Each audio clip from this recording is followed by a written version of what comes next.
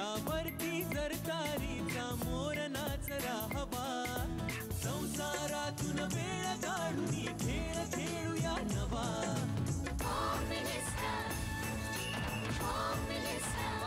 पैठणी घेऊन आला, पहिली उघडताना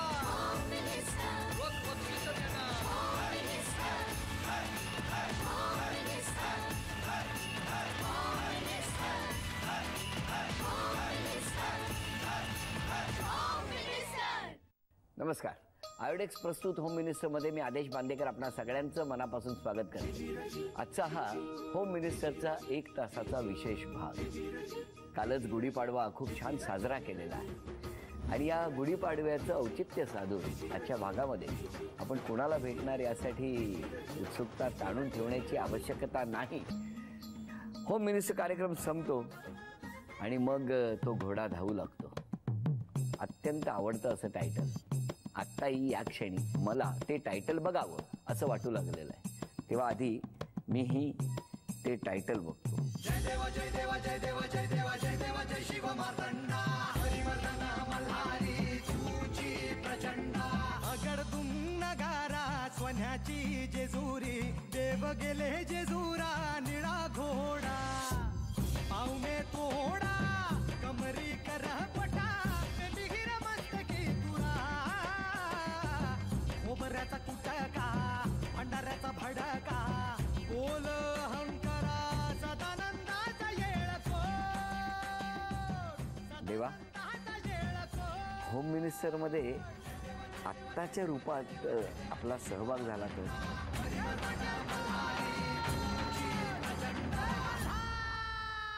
किंबहुना ते रूप ज्यांनी साकारलं ते आज होम मिनिस्टरमध्ये इथे आली तर. आदेशजी, माझ्या महाराष्ट्राच्या तमाम माता आणि भगिनी जेव्हा तुम्हाला हाक मारतात तेव्हा तुम्ही तात्काळ तिथे जाता, त्यांना भेटता. आणि आता तुम्ही मला हाक मारल्यावर मी इथे कसा स्वस्थ राहू? मी येतोय तुमच्या भेटीला. अरे वा, स्वागत करूया अभिनेते देवदत्त नागे यांचं, म्हणजे आपल्या सगळ्यांचे मल्हार. नमस्कार. सर बाबा, देवाला आम्ही नमस्कार करायचा. किती छान. अक्षरशः आत्ता जर बघितलं, कारण मला कसं आहे सवय आहे की 6:30 ते 7 होम मिनिस्टरची वेळ. बरोबर. आणि ज्या क्षणी होम मिनिस्टर संपतं त्या क्षणी तो असा घोडा धावायला लागतो आणि मग मल्हाराचं रूप महाराष्ट्राच्या घराघरातला प्रत्येक जण अनुभवू लागतो.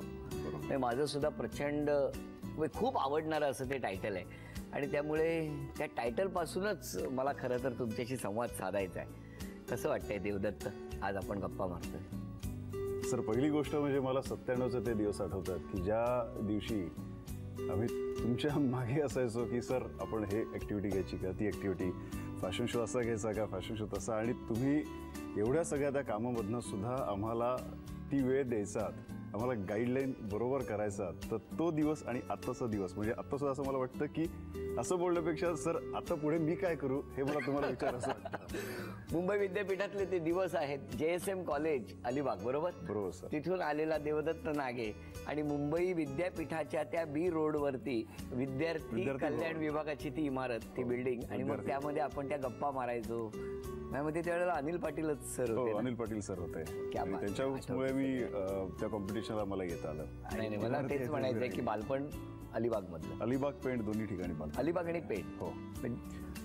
माझे वडील स्टेट बँकमध्ये असल्यामुळे त्यांचे जे काही ट्रान्सफर्स व्हायच्या तर त्यामुळे कधी पोयनाड, पेठ, महाड, माणगाव असं वगैरे असायचं. तर त्यामुळे पेण ही एक मध्यवर्ती अशी जागा होती. त्यामुळे पप्पांनी पेणला आमचं बिराड तिथे स्थापन केलं. त्यामुळे लहानपण माझं पेणमध्येच KES. मग अलिबागला किती? अलिबागला कसं येणं जाणं नेहमी असायचं, म्हणजे सॅटर्डे संडे अलिबाग. म्हणजे पेणकर म्हणतात की नाही देवदत्त नागे पेंडकर आहे आणि अलिबागकर म्हणतात नाही देवदत्त नागे हा अलिबागकर आहे, तेव्हा मी दोन्ही सांगतो. मी असं म्हणेन की देवदत्त नागे हा रायगडचा आहे. एक्झॅक्ट, मी तेच सांगतो की मी नेहमी सांगताना मी हेच सांगतो की मी रायगडकर, याच्यामध्ये सर्व काही येतं.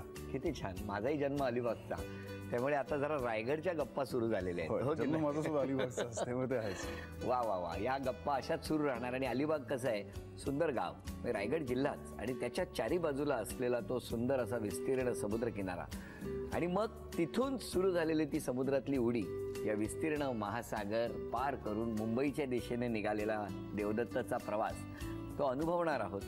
आणि मग जय मल्हार या मालिकेकडे पोहोचणार.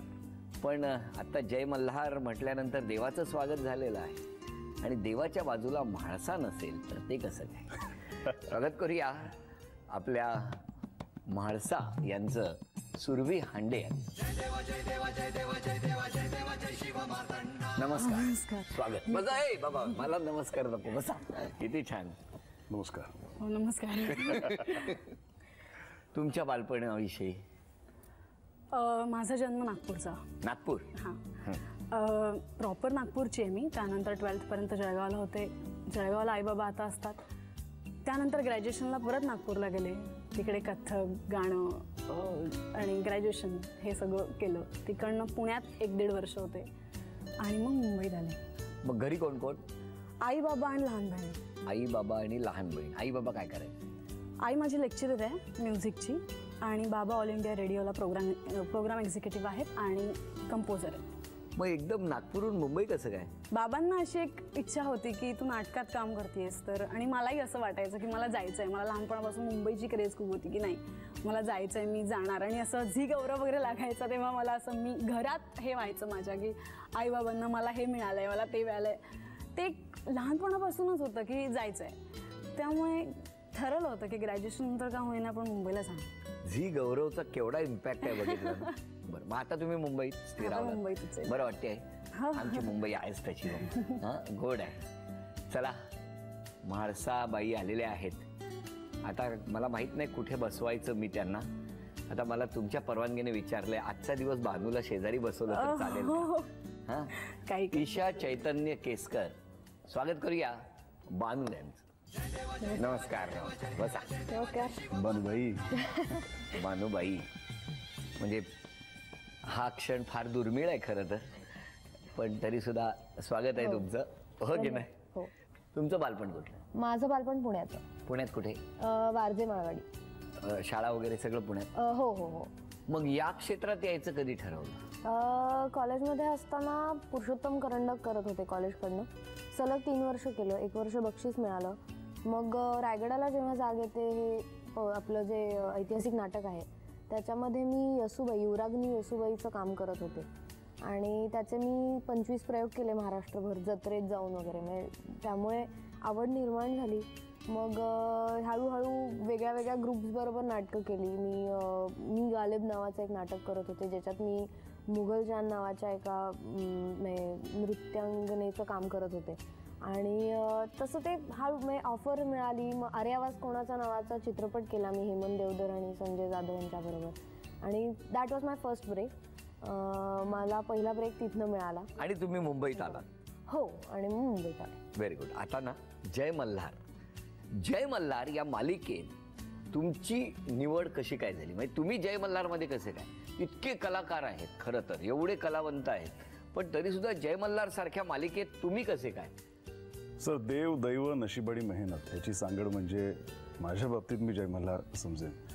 मेहनत तर प्रत्येकजण करतच असतो, पण नशिबाची साथ लागते, देवाचेच आशीर्वाद लागतातच.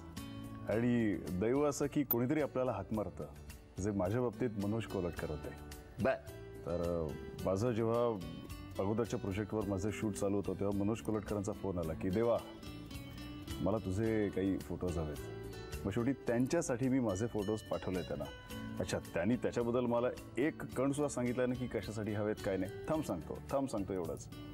नंतर मी त्यांना शेवटी खोदून म्हटलं की नाही तुम्ही सांगा, त्याशिवाय इकडनं हलणार नाही. तर मग त्यांनी मला सांगितलं की झी टेलिव्हिजनवर एक खूप चांगला प्रोजेक्ट होतो आहे आणि कोठारी विजन याच्यामध्ये तुझे फोटोज हवे. तर त्या 2 गोष्टी ऐकल्यावरच मी पहिले आपण स्वप्न पाहायलाच लागतो खरंच, आणि खरंच ती स्वप्न पाहिल्यानंतर ती सत्यात उतरतात. आपली विल पॉवर तेवढी हवी आहे. आणि मग डिटेल तर काही मिळत नव्हते. मग शेवटी मला त्यांच्याकडनं फोन आला की असं असं तुम्ही याल का, लुक टेस्ट तुमची घ्यायची आहे. म्हणून मी गेलो त्या तिकडे आणि त्यांनी मला सांगितलं कॅरेक्टर काय वगैरे. मला त्यांनी पॅराग्राफ दिला. अर्धा पॅराग्राफ झाल्यावर संतोष सर म्हणाले की बस मला माझा खंडोबा मिळाला. क्या बात आहे. खूप चांगला योग. आणि आपण सगळ्यांनी खंडोबा अनुभवला झी मराठीवर संध्याकाळी 7 वाजता. आता यानंतर म्हाळसा तुमच्या मनात आहेत त्या मी कधी यांना विचारतो. हा प्रश्न तुमच्या चेहऱ्यावरती आत्ताच मला दिसू लागलेला आहे. आता मी सुद्धा थोडासा मालिकेमधून हळूहळू बाहेर येणार आहे आणि तुमच्या मनातले प्रश्न त्यांना विचारू लागतो.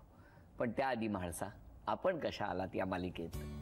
देवने सांगितल्याप्रमाणे नशीब. एकतर मला वाटलंच नव्हतं की मला झीची प्लस महेश सरांसोबत वगैरे काम करायचं आहे. एवढं मोठं प्रोडक्शन या लोकांसोबत काम करायला मिळेल मला खरंच वाटलं नव्हतं.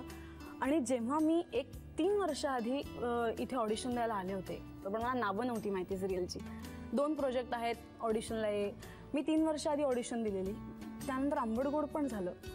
नंतर मला दिनेश कोंडे सरांनी फोन केला की सुरभी आज ऑडिशनला ये. म्हणलं ठीक आहे सर येते. आणि जेव्हा ही ऑडिशन मी देणार त्याच्या आदल्या दिवसापर्यंत माझं दुसरं प्रोजेक्ट ऑलमोस्ट फायनल झालं होतं की हां ते करायचं आहे. आणि मग मी खूप कन्फ्यूज की आता मी काय, म्हणजे पण झीच आहे मला करायचं आहे असं एक झालं होतं. त्यात महेश सर आहेत, करूयात बघू. मी आले ऑडिशनला आल्यावर माधुरीताई जी आमची EP आहे तिने डिरेक्टली लुक टेस्ट केली, कॉस्ट्युम दिला मला घालायला. संतोष सर आले. संतोष सर म्हणे बस आता म्हाळसा नाही ही फायनल. बानू? सिमिलर आहे, पण माझ्या बाबतीत असं झालं की ऑडिशनचा शेवटचा दिवस होता आणि माझ्या आधी 2 मुली फायनल झाल्या होत्या बानूसाठी. पण मी ऑडिशनला आले तर त्यांनी मला आधी असं बघितलं आणि त्यांनी मला सांगितलं की आहे तुझ्यात, तू देऊन बघ ऑडिशन. तुझा बाज नाही तो, कारण शहरात वाढले, काही ग्रामीण भागाशी फारसा संबंध नाही. मूळ गाव माझं बार्शीला वैराग वडिलांचं, पण जाणं येणंच होत नाही कारण वडीलच इकडे आले त्यांच्या ग्रॅज्युएशन नंतर इकडे जॉबसाठी. मग आई बाबा भेटले आणि थिंग्स वेंट ऑन.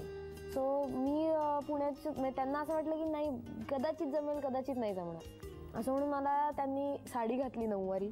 खूपच वेगळं होतं ते.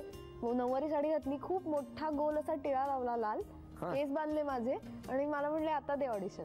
म्हणलं हे काय प्रकरण आहे. मी ते वाचला होता पॅराग्राफ. तो एका गावाकडच्या एका अशा काय म्हणता येईल एकदम ग्रामीण भाषेत एकदम छान अशा बबली मुलीचं काम होतं ते. अरे बाबा. आणि मला आठवतोय पॅराग्राफ. कारण तो असे पॅराग्राफ खूप महत्वाचे. हो, कारण ते लाईफ चेंजिंग असतात ना. आयुष्य बदलून गेलं माझं. बोला.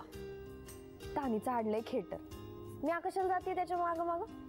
तो चालता माझ्या मागं मागं फुलं घेऊन. मला म्हणला जेव्हापासनं तुला जत्रात बघितली तेव्हापासनं माझ्या डोळ्याला डोळाच लागना. माझा जीव आडलाय ग तुझ्यावर. आता तुला काय झालं हसाया? मला ठाव आहे वय आवडतो तो मला, पर मी काय त्याच्या मागं मागं जाणार नाही. त्याला बी कळू दे इथं आणि काय रस्त्यावर पडलेलं नाही. त्याला येऊ दे की माझ्या मागं मागं. अरे वा.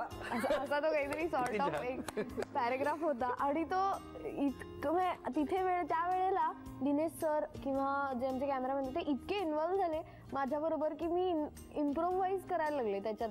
मग अजून थोडं चांगलं नाही, मग आता असं करून बघ, आता थोडं नखरा ऍड कर, असं करत ते झालं. आणि संतोष सर ह्याला म्हणले, ह्या दोघांनाही म्हणले तर झाले. मला बांधून मिळाली, संपला विषय, तिला लॉक करा. आणि मी पुण्यात निघाले होते. मला वाटलं 2-3 दिवसात कळवतील, कारण मी काही बॅग बिग आणली नव्हती, राहायची सोय नाही मुंबईत.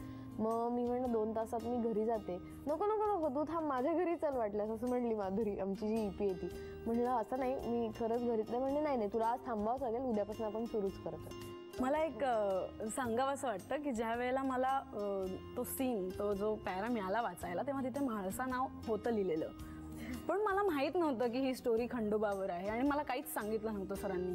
मला एक तर बेसिक स्टोरी आधीपासूनच माहीत नव्हती. की मला फक्त माहीत होतं जेजुरीचे खंडोबा, त्यांना म्हाळसा आणि बाणाई ह्या बायका होत्या हे माहीत नव्हतं. एक सांगू, जसं या मालिकेबद्दल काही माहिती नव्हती किंवा खंडोबा, म्हाळसा, बानू या कथेबद्दल माहिती नव्हती, आम्हालाही तेवढंच होतं माहिती.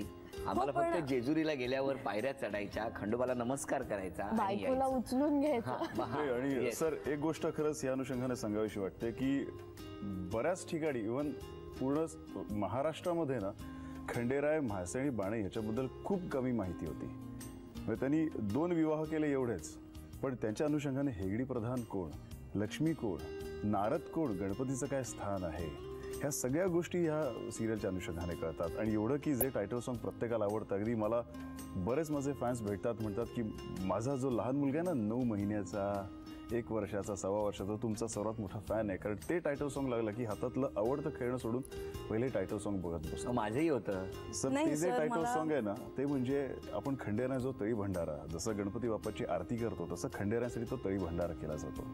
त्यामुळे अगदी चोख 7च्या ठोक्याला संपूर्ण महाराष्ट्रात कुलाचार घडतात. आणि म्हणूनच कदाचित खंडेरायांची ती योजना आहे की माझं जे चरित्र चांगल्या पद्धतीने सर्वत्र पसरावं, त्याची ही कदाचित सुरुवात असेल. आणि म्हणून आम्हाला ती बुद्धी सर्वांनी दिली. आणि क्या बात आहे. आणि त्याचे तुम्ही साक्षीदार आहात. बोल मला बरं. हे म्हणायचंय की माहिती कोणालाच नव्हती, पण कोणाला माहिती नव्हती त्यात कोणी असं नाही विचारत की म्हाळसा नाव बदलता येईल का. हो. मी हे विचारलेलं सरांना की सर म्हाळसा हे नाव नाही बदलता येणार, आहे. कारण मला ते नाव आवडलेलं नव्हतं. मग सरांनी नंतर स्टोरी, आणि आता असं होतं की नाही मी सुरभी नाही, मी म्हाळसाचे. इतकं ते नाव आणि सगळेजण हात पण मारत हो, असतील ना आता सगळे तुम्हाला, म्हाळसा म्हणजे तुमचं मूळ नाव आता हळूहळू विसरले असतील सगळे. मला एक बरं पडतं, मला कोणीही अगोदर सुद्धा देव हाक मारली, देव हाक मारली तरी मी ओ द्यायचो, आता सुद्धा हाक मारली ते ओच देतो. कारण लोक आता सिरियलच्या अनुषंगाने सुद्धा देव हाक मारतात. अगोदर फक्त मी माझं मित्र, परिवार, कुटुंब यांच्यामध्ये देव किंवा देवानी फेमस होतो. आता जय मल्हारनी अख्ख्या महाराष्ट्रात आता देवा म्हणून मला फेमस मला केलेलं. रस्त्यात आता ह्यांना निदान देवा किंवा म्हाळसाताई वगैरे, मला असं कुठे रस्त्यात वगैरे चालत असेल आणि जरा त्यांना कल्पना मिळाली की बाबा मी आहे, ती बानू आहे, ए बानूबाई अशी हाक मारतात आणि निघून जातात. काय हो असं करतात खरंच. माझ्या बिल्डिंग मधली मुलं वरनं बानूताई, बानूबाई, बानूबाई असं करून हाक मारतात मला खाली. मग कसं टाटा. वाटतं? खूप छान वाटतं. मला असं वाटतं की ह्या एका कॅरेक्टरमुळे, बानूच्या भूमिकेमुळे मी आज आपली ही मालिका घराघरात पोचली आहे, हे तर आपल्या सगळ्यांना माहितीच आहे. पण मला माझ्याबद्दल एक वेगळाच सॉफ्ट कॉर्नर आहे, कारण मी आपल्या शहरांपेक्षा गावातल्या लोकांना रिप्रेझेंट करते आज. मी त्यांचं एक हे म्हणजे काय म्हणता येईल, प्रतिनिधित्व घेतलंय असं म्हणता येईल. सुरभी खूप छान गाते असं मगाशी तू म्हणालीस. म्हणजे तू काहीतरी गाण्याच्या कार्यक्रमात वगैरे, विद्यापीठात वगैरे किंवा कॉलेजमध्ये सहभागी झाली होती. ऐकव ना काहीतरी. मी माझ्या बाबांचं कंपोजिशन म्हणेन. Very good. हे गणराया गिरिजातनया, तू सकलांचा त्राता, सिद्धी विनायक विघ्न निवारक, दर्शन दे मज आता, दर्शन दे मज आता, दर्शन दे मज आता. वा वा वा. थँक्यू. वा, सुरभी मी तुला जे शिकवलं ते तू बरोबर केलंस. किती छान. आम्ही सेटवरही तिला गायला लावतो. काय आणि सांगता? आमची जी लक्ष्मी आहे पूर्वा, आमच्या ते ती लक्ष्मी पण गाते. लक्ष्मी म्हणजे पूर्वा गाते, त्याच्यानंतर नारद तो अनिरुद्ध तर जोशी. सुंदरच गातो. हो. सुरभी बरं, गाते. देवदत्त नागे हे स्वतः गिटार वादक गिटार, आहेत. हो. खूप उत्तम गिटार वाजवतो देव. आमची कधी कधी मैफिल अशीच हो, रात्री म्हणजे जेव्हा होते वगैरे. नाईट्स किंवा असं नाईट शूट वगैरे असेल तेव्हा आम्ही शेकवटी लावतो आणि गिटार चालू वगैरे असतं. चाललेलं असतं आणि सगळे त्याच्यावर हे गाणं वाजव, हे मी गाणार आहे, मी गाणार आहे. मग कारण जी 4-5 जण गाणार आहेत आणि हा मग एकटा वाजवणार. अरे कोणतं वाजवू असं होतं त्याला. जी लोक देवा, गात आज नाही नाही त्यांनाही आणलं मी. गिटार. अरे अरे गिटार असतं तर बरं झालं असतं. ते आपल्याला अनुभवता आलं असतं, ऐकता आलं असतं, हो की नाही. म्हणजे एकंदरीत हसत खेळत मजा करत. हो हो. कारण तो कॉस्ट्युम घातल्यानंतर सेटवरचं वावरणं हे फार तुमचं वेगळं असणारच, कारण ते येतच असणार. नाही, पण असं बऱ्याचदा होतं की सीन झाल्यानंतर जे लोक आलेले असतात भेटायला suppose येतात. भेटायला, तर खूप लोकांना लोकांचा खरंच हा गैरसमज आहे की मी खूप रागीट आहे. म्हणजे तू तशी नाहीये. नाही, मी अशी नाहीये. मस्करी केली तर चालणार आहे. हो. मी केवढा टेन्शन मध्ये आहे. मला वाटलं नाही तर माझा परत मला काहीतरी शाप बीप देतील आणि खूप भीती असते लोकांना की नाही ही काय बोलेल आणि काय. हो ना, नाही तर तुझा राग माझ्यावर काढायची. नाही असं नाही होणार. असं बऱ्याच झालंय की याला भेटायला आलेत, म्हणजे तिघांनाही भेटायला येतात, मग याला भेटतात हिला भेटतात आणि माझ्या रूमकडून असं बघून जातात आणि मग हळू सांगतात की त्या भेटतील का आता. मग त्या हेअर ड्रेसर वगैरे सुरभी तुला बोलवलंय म्हटलं पण मुळात घरचा स्वभाव कसा आहे? असं येतो नॉर्मल मला आहे का? राग, पटकन असं राग काही येतो? नाही. येतो राग पण तो पटकन जातो पण, म्हणजे माणसासारखं नाहीये. तू कशी रिॲक्ट होतेस? नाही मी खूप शांत, म्हणजे मी तशी खूप असं खूप चिडचिड आणि खूप राग नाही होत माझा, म्हणजे खूपच ठीक आहे जाऊ दे सोड. हो असंच आहे. बरोबर. तुझं काय? तू तर रागवतच नसशील. नाही, मला खूप कमी राग येतो, पण मला राग आला की मी आधी रडते. अरे वा, हे बरं करतेस. मला राग येण्यापेक्षाही जास्त मी रुसते. राग येऊन मी तडफडीत भांडणं नाही. मला आणि सुरभीला आमच्या सगळ्या युनिटमध्ये टॉम अँड जेरी म्हणतात. एवढं कच्चा भांडत असतो आम्ही काही, आणि ती भडकत नसते काही नाही. माझं असं भडकते पण मी लगेच याचं असं असतं ना की चिडले ना की मग तो कंटिन्युअस चिडवत राहणार. आता मी असं करते की हा चिडवत बस, म्हणजे आता मी रिॲक्टच करत नाही ना. तेच सांगितलं मी. पण तेच सांगतो, तेच रिॲक्शन म्हणजे तिच्या काही नसतात ना, तेच त्या भडकण्याच्या की नाही आता मला काही संताप अनावर झालेला आहे आता बस. आणि ती त्याची सर्वात मोठी स्टेटमेंट शांत नाही बसणे. भांडत आम्ही, असे शहाणी दोन मुलं असतो, काम नाही गप्पा बिप्पा. तुझ्याशी भांडेलच कसा? हो एवढा शाप घेऊन तिकडे फिरतोय, कसला भांडतोय? ते पण कसं ईशाबरोबर भांडण असं होत नाही. बऱ्याच वेळा सीनच्या ह्याच्यामध्ये सुद्धा माईम असेल तर आम्ही काही जोक्स काही वगैरे असं चालू असतं, काही भाकरी तिकडे आम्ही त्या बेरिंग मध्ये असतो, ती तिच्या बेरिंग मध्ये माझ्या बेरिंग मध्ये, आणि तिकडे युनिट फुल फुटलेलं असतं सगळं. आम्हाला असे शॉट जातात जिथे आमचा आवाज जात नसतो किंवा मॉन्टाजेस जातात, तेव्हा आम्ही दोघं वाटेल ते प्रॉब्लेम असा आहे की या सगळ्यांचं कॅरेक्टर म्हणजे हसू शकतात छान आहे, मला त्याच्यातच राहावं लागतं. राग आलाय तर रागच आलाय, आणि माझ्या समोर सगळे माझे क्लोज वगैरे होत असताना सगळे मस्ती आणि हे चालले. पण एक सुनीलचं केअरिंग जबरदस्त आहे. म्हणजे कधी आता आपली मँगो लस्सी कधी असेल ना की तिला माहिती मला असं लस्सी हा प्रकार मला आवडतो, दूध वगैरे असं असं, त्यामुळे तिला कधी आणायची ना, भले आमचं भांडण झालेलं असो, फुल भांडण झालं असं की आम्ही तिकडे तिचं तोंड तिकडे माझं तोंड तिकडे असतं नाही, म्हणजे सीनच्या वेळेस आम्ही असेच. परत ती बोलणार देव मँगो लस्सी घेणार आहेस, मला घ्यायची आहे, बरं चालेल चल मागो, ते परत त्यांचं पॅचअप होतं. आणि असं दिवसात 100 वेळा माझं जेव्हा क्लोज वगैरे असतात तर मला तेच रागातच राहावं लागतं किंवा मला चिडायचं असतं, तर मला त्यांच्यासारखं नाही हसता येत किंवा हे सगळे मजा मस्ती करतायत, हा मध्येच येऊन राग नाही येत खरं.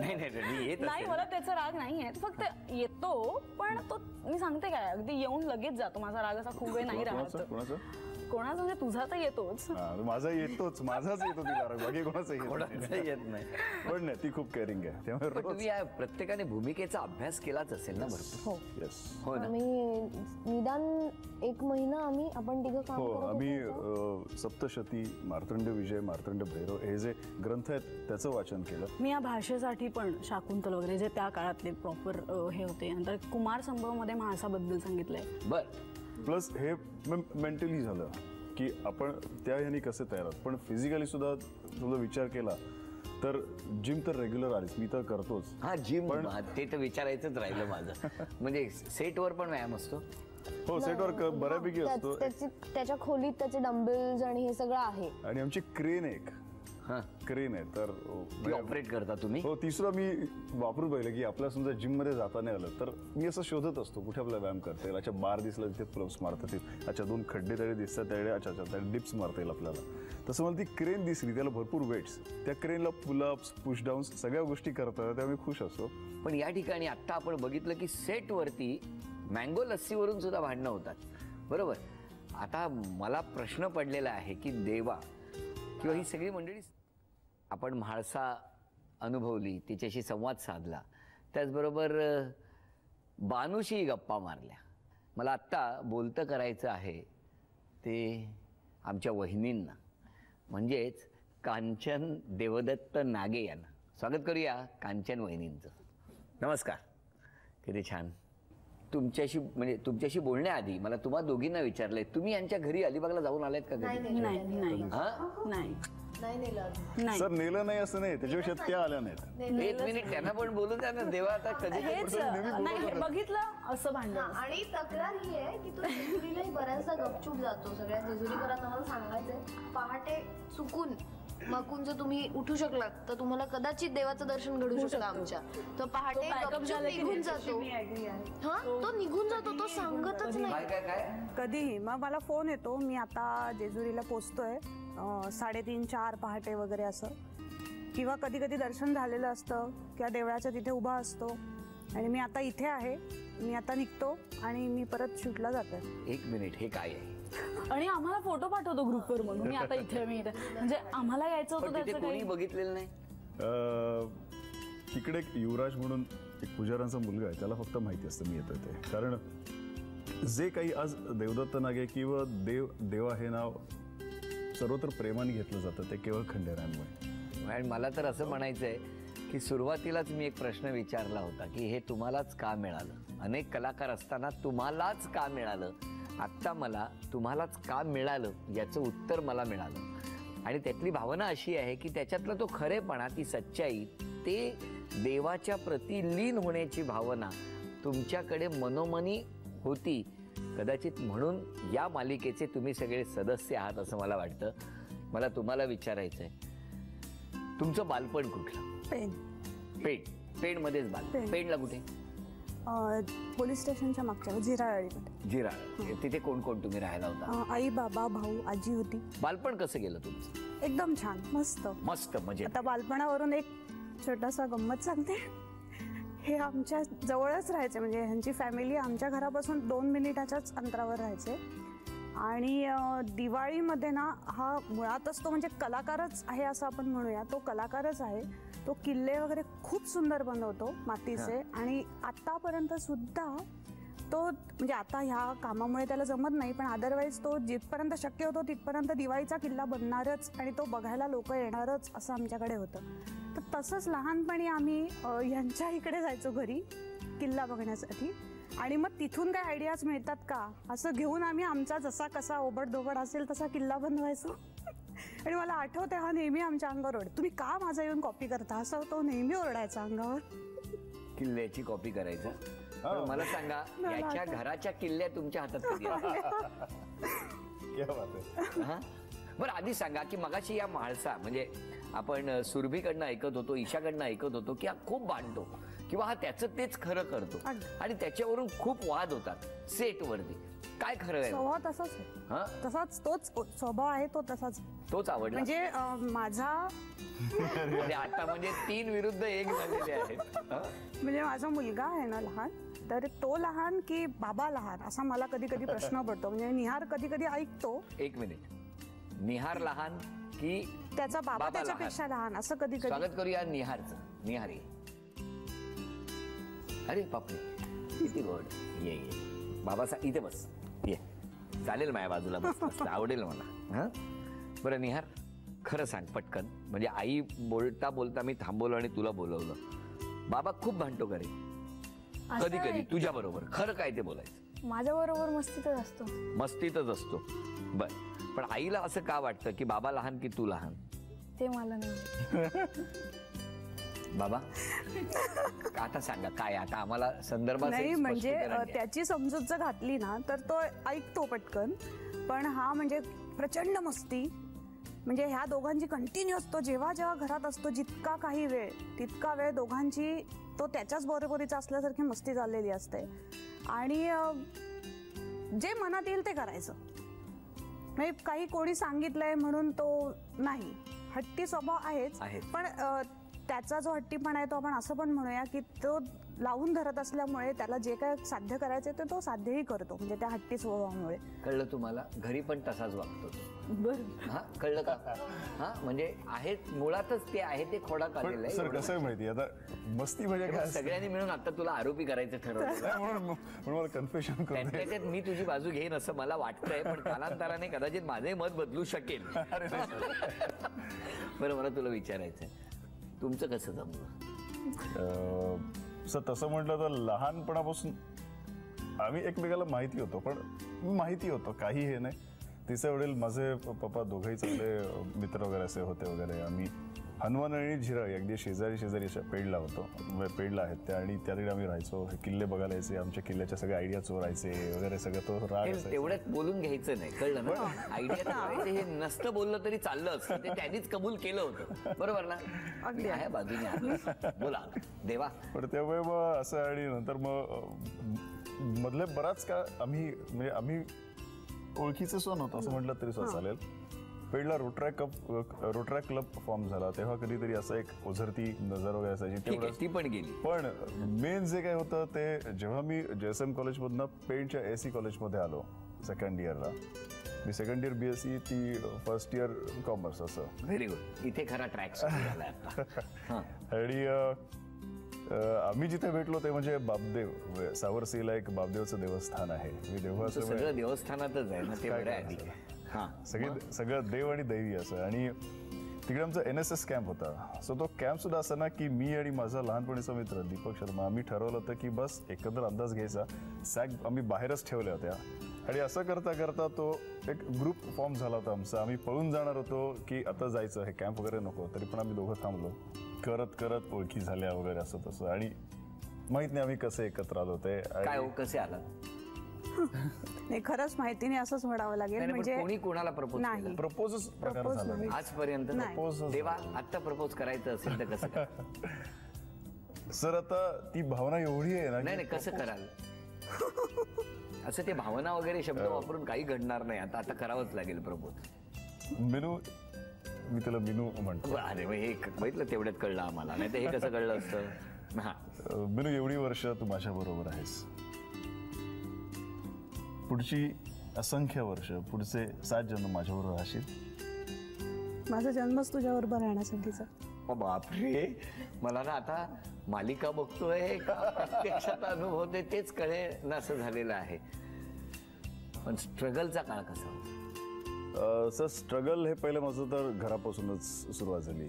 माझ्या वडिलांना माझं जिम्नॅशियम सुद्धा आवडायचं नाही. मग लग्नानंतर सुद्धा घरी लग्नाच्या वेळेला मग त्यावेळेस विरोध होता आमच्या दोघांकडनं.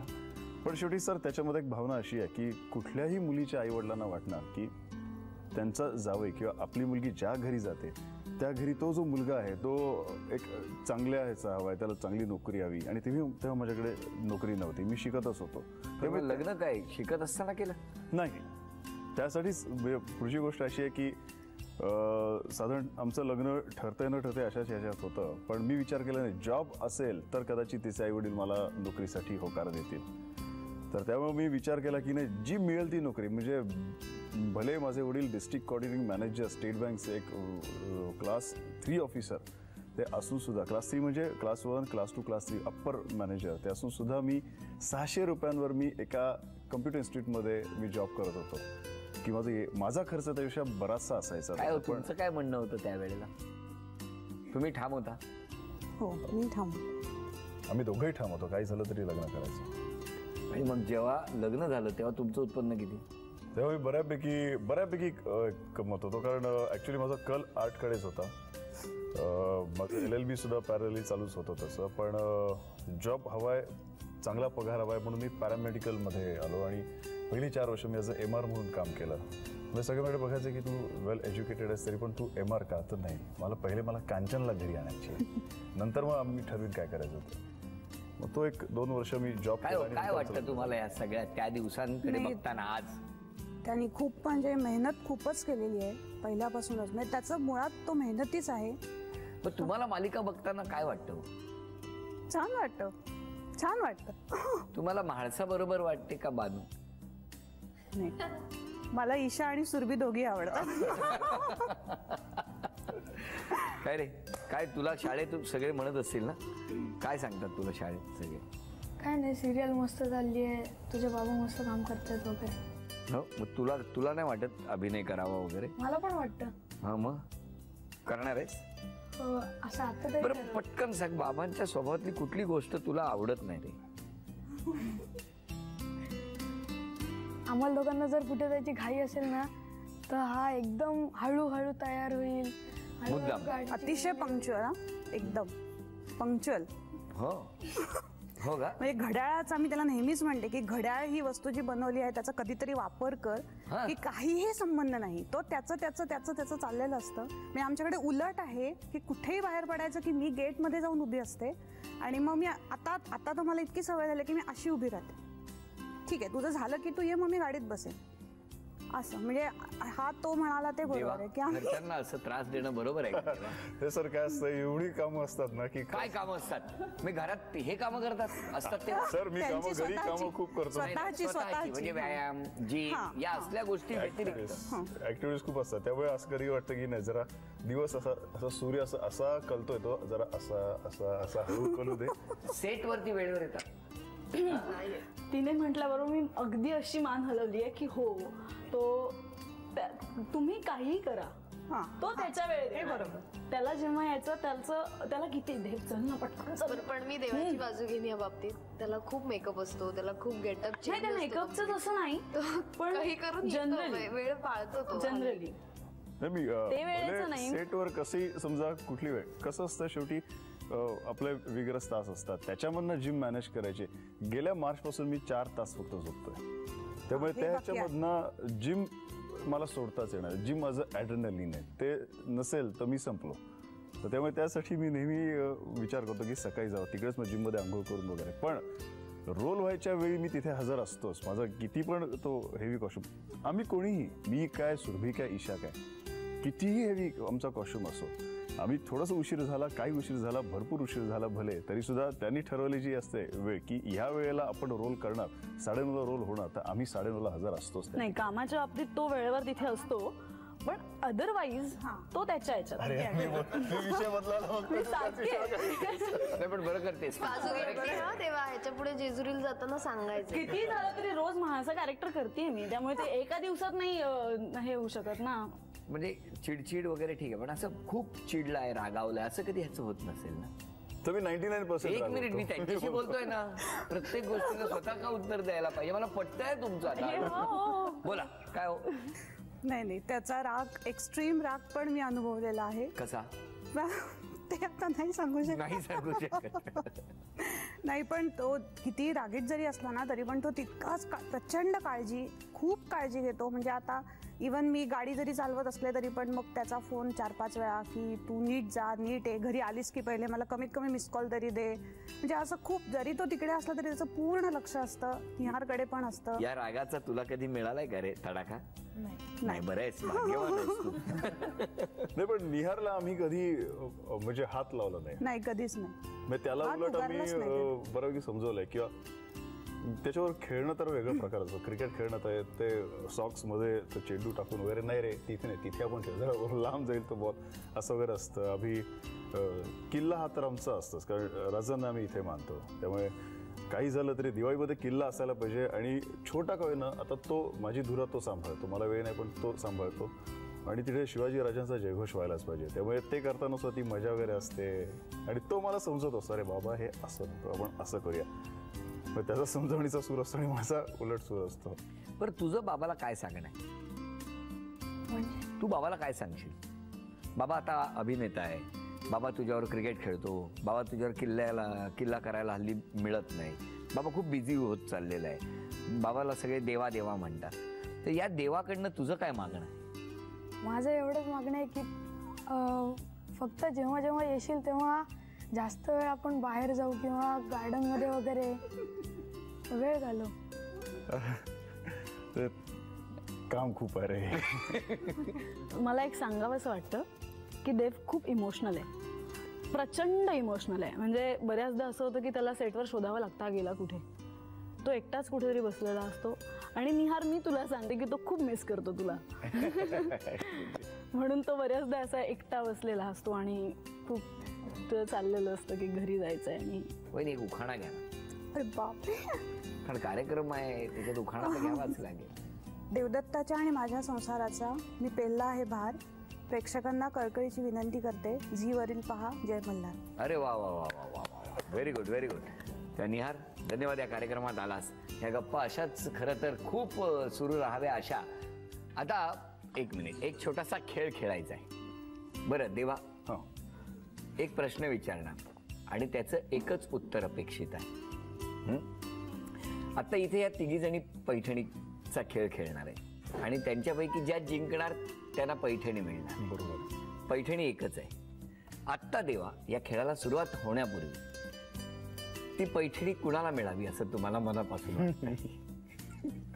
सर तुम्ही नारदाची भूमिका करताय का? नाही नाही नाही, मी प्रश्न विचार कारण आमच्या याच्यामध्ये नारदाने इनोसन्सली खंडेराने असा प्रश्न विचारला की तुम्ही तारायला जाणार आहात, तुम्ही वाचवायला जाणार आहात, तर समजा एकाच वेळी बाणाई आणि म्हाळसाईवर समजा संकट आलं तर तुम्ही कोणाला वाचवाल?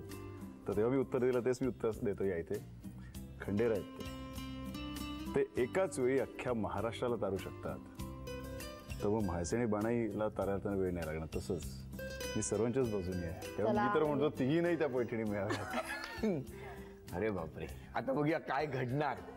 चला सुरुवात करूया या खेळाला. काय नाही, मनोरा रचायचा आहे. 2 मिनिटामध्ये तुम्हा तिघींपैकी ज्या सर्वात उंच मनोरा रचणार त्या पैठणीच्या विजेत्या ठरणार. येळकोट येळकोट, जय मल्हार. सुरू.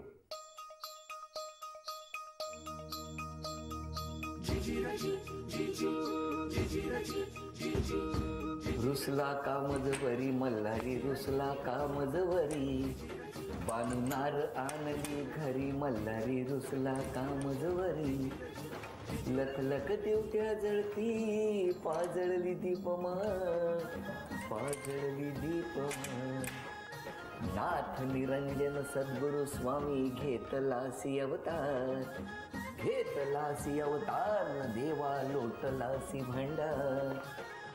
इकडे सुद्धा आता बघितलं तर बानूला दूरच ठेवलेलं आहे म्हाळसेने.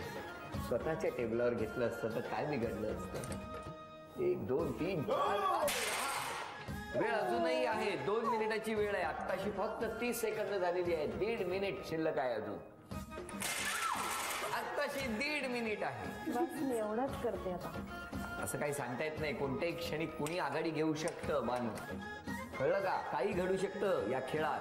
कारण हे बघ पुन्हा झपाट्याने निघालेले आहेत. त्यांचे 5-6 थर होत आलेले आहेत आणि बानूने अजून एक थर जर लावला तर खूप मजा येईल. 3, 6 आणि 1 7च झालेले आहेत बानू.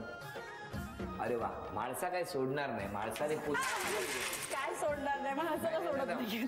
बानू 10 9 8 7 6 5 4 3 2 1 वेळ संपली. काय आहे ना, ते सेपरेट आहे.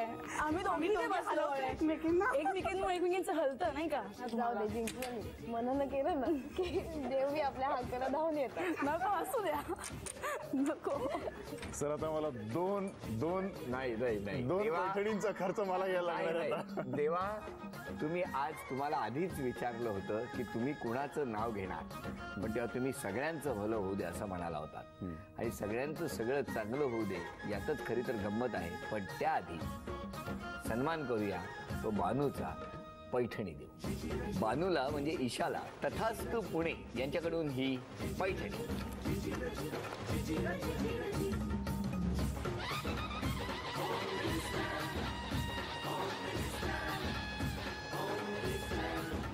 ही भेटवस्तू झी मराठीकडून निहार तुझ्यासाठी.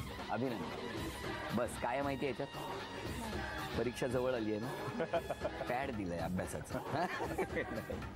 घराघरातल्या स्त्रीचा सन्मान करणारा हा कार्यक्रम आणि तथास्तु असं देवाच्या तोंडी असतं. पण आज हा सन्मान करणार आहोत तथास्तु कडून, म्हणजे म्हाळसाचाही करणार आहोत आणि त्याचबरोबर कांचन वहिनी तुमचाही करणार आहोत.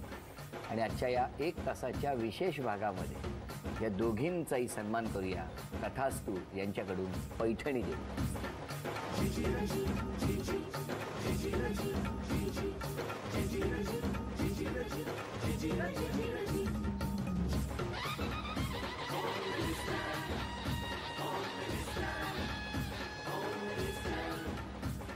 देवदत्त नागे, किती छान खंडोबा साकारत आहात आपण.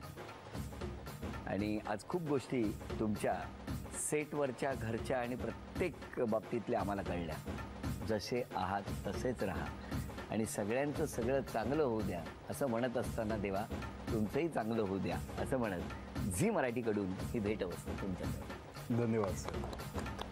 आजचा भाग इथेच संपतो आहे. पुन्हा भेटूया अशीच एक पैठणी घेऊन आयोडेक्स प्रस्तुत होम मिनिस्टरच्या पुढच्या भागात. नमस्कार.